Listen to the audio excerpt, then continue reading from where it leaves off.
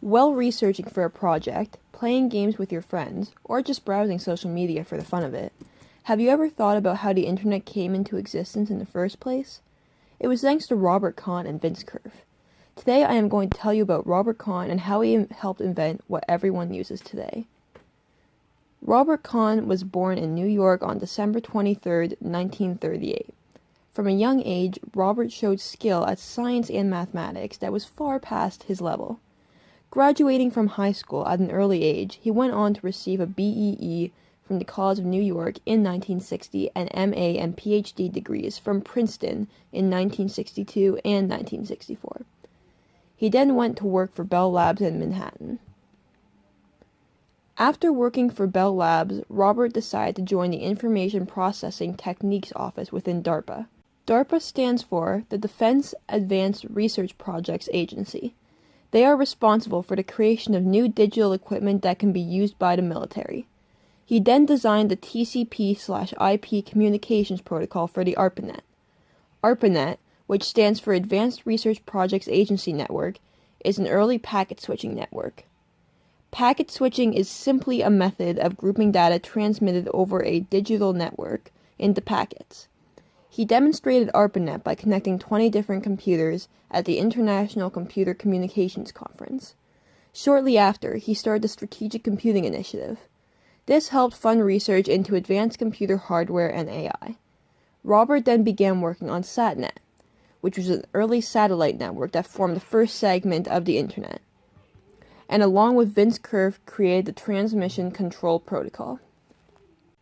The Transmission Control Protocol has many features that all work together. Small sections of the network can communicate through a device that forwards packets. You know this device as a router. No portion of the network could be the single point of failure, nor could it control the entire network. Every single piece of information sent through the network was given a special number called a sequence number. This was to ensure that the information was seen in order and none is lost. When another computer successfully receives the information, the receiving computer would send back an acknowledgement. A timeout would mean that the information had not been received, resulting in the information being retransmitted. Each piece of information is checked by a checksum, small-sized piece of information derived from a block of data to detect errors. The transmissions protocol is what makes the Internet function. Without it, the Internet would not be possible. Robert Kahn was always an amazing student. From a young age, he showed a strong interest in math and technology. If you want to be successful in a field, it is a good idea to start looking into it at a younger age. Even if you are not a mathematical genius like Kahn, the brain is better at absorbing information at a younger age, and with lots of time and practice and effort, you have a better chance of becoming proficient in that skill set. Robert Kahn made multiple contributions to society. ARPANET was a network that became the whole basis to the Internet.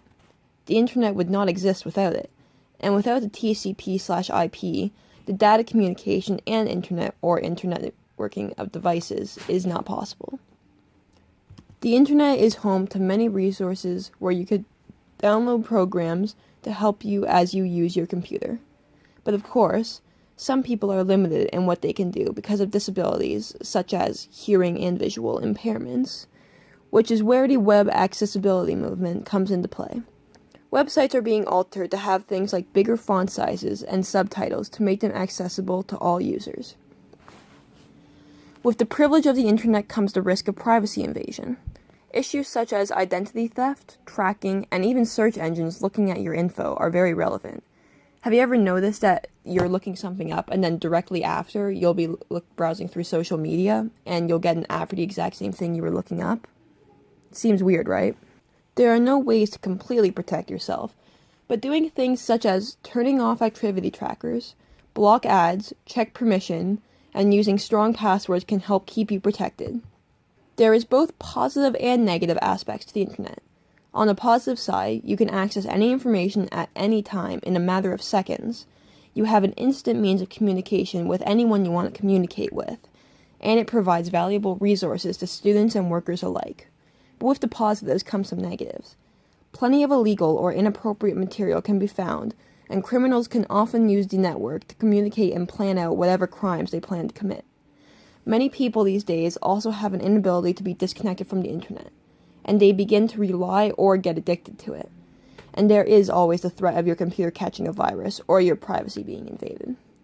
Me personally, I use the internet for almost everything I do, whether it be hobbies or work. In my free time, I competitively play online video games while talking on Discord to my friends. I also am focused on learning different programming languages, and I often use the internet as a valuable resource to learn these different languages. Even at school, for most subjects, I use the internet to research or to get help on subjects I don't understand. I'm sure you do too. There are not many people in this age who don't.